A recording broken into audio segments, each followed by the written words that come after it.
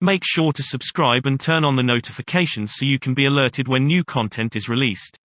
Enjoy the video. The formula, of course, is the different meditations that we do. Okay. And I now know, it's so wild because we've done so many great measurements, that in certain meditations, I can say certain words, and all 14 people that are getting their brain scanned will all go into gamma at the same time. They're Really? conditioned.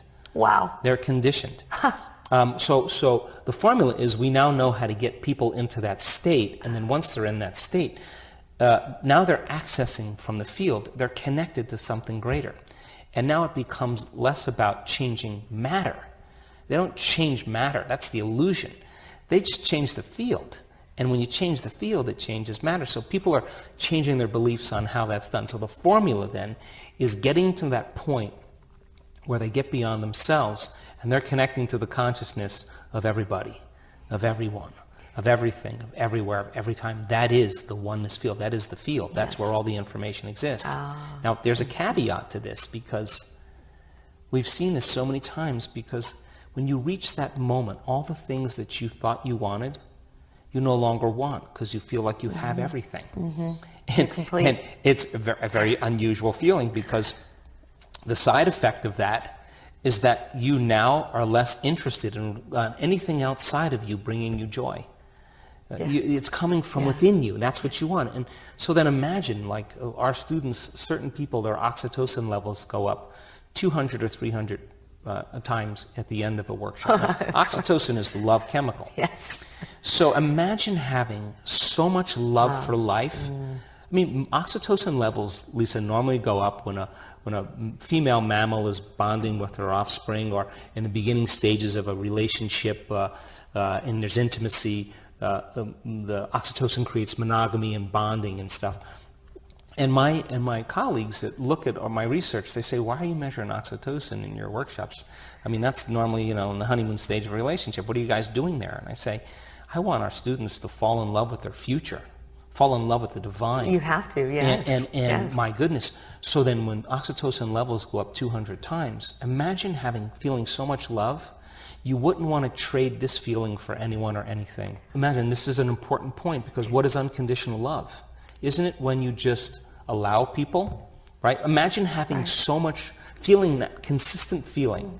It's measured in their oxytocin levels, their neurotransmitters, their heart coherence, there's different brain systems switched on. You would say, I'm not going to give this feeling up for anyone or anything. Now, that's the moment you're free. Now, that's the moment where you're less likely to rely on anybody outside of you to bring you love. In fact, you just feel love for no reason. If I can get a group of people together and I can give them sound scientific information, and science is the contemporary language of mysticism. Science is what demystifies the mystical. The moment you talk religion or culture or tradition, you're going to divide an audience, because someone's going to switch off. But when you use science, science creates that kind of unification. So every time you learn something new, you know this, you've seen the videos, you make new connections in your brain, right? So if I'm combining quantum physics with neuroscience, neuroendocrinology, psychoneuroimmunology, epigenetics, whatever, and I'm putting it together in a model for them to understand, they're learning that information. Well, if learning is making new connections, remembering is maintaining them. So if I say to them, turn the person next to you and explain what I just said, if they can't explain it, it's not wired in their brain. So between the two people, they start building a model of understanding, right? And they start to I don't want to hear about your past or any other theories, just repeat what I said. So as they begin to fire and wire those circuits, they're installing the neurological hardware in their brain in preparation for an experience. And the more they understand what they're doing and why, the how gets easier. So then if I can set up the conditions in the environment and give them the proper instruction, the people that get their behaviors to match their intentions and their actions equal to their thoughts, they're going to have some type of new experience or transformation. So then the transformation then that we've measured over the years, gives me more information to teach transformation the next time, right? Yes. So now we just got it down to a little bit more of a science. So that first day, look, I've looked at enough brain scans in real time, and I know this now, that when you analyze your life within some disturbing emotion, you're going to make your brain worse because you're thinking in the past. When you get that person beyond their analytical mind and beyond those emotions, they're free. They'll have the answer because they're outside the box. They're free to see it from a different perspective. When you leave this three-dimensional reality, Okay. the fourth dimensional reality is time, right? And when you're somebody, a someone with something living somewhere and in some time, you're your personality trapped in three-dimensional reality. You got to play by the rules of three-dimensional reality, Newtonian physics. The moment you become nobody, no one, no thing, no where, and no time, that's the moment you become pure consciousness, and you're disinvesting all your attention and energy out of this three-dimensional reality. Now, that is the bridge to the quantum.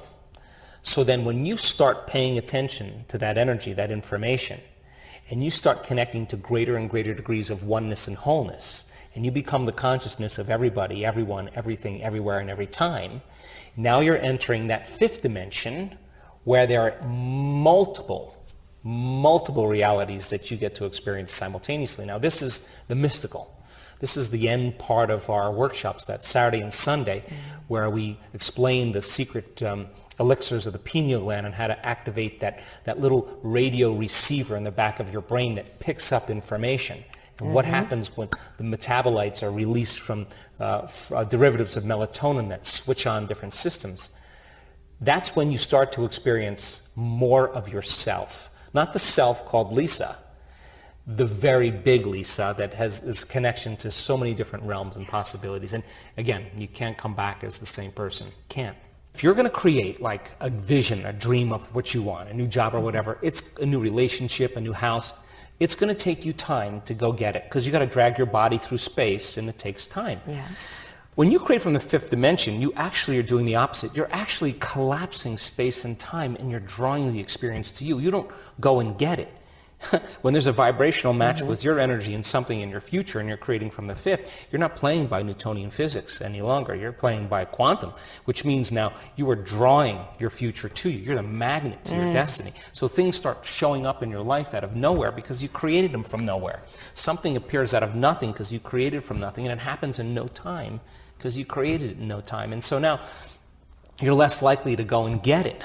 You're more likely to tune into it and bring it to you. So now you're not rushing anywhere to get it. You feel like you understand that there's a different way to do it. So I'm proud to say that the people in our community that do this work, they do it every day. You know why?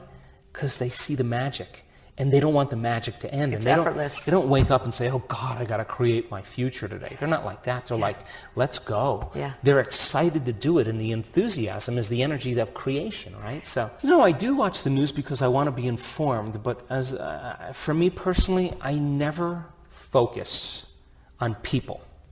I focus on principles. Okay. So when you focus on a principle, you're less likely to put it on a person or a thing. When you focus on principles, people can align with principles and no longer be deceived by people or things. And so I do watch it because I want to be informed, and I do think this is a really incredible time to be alive.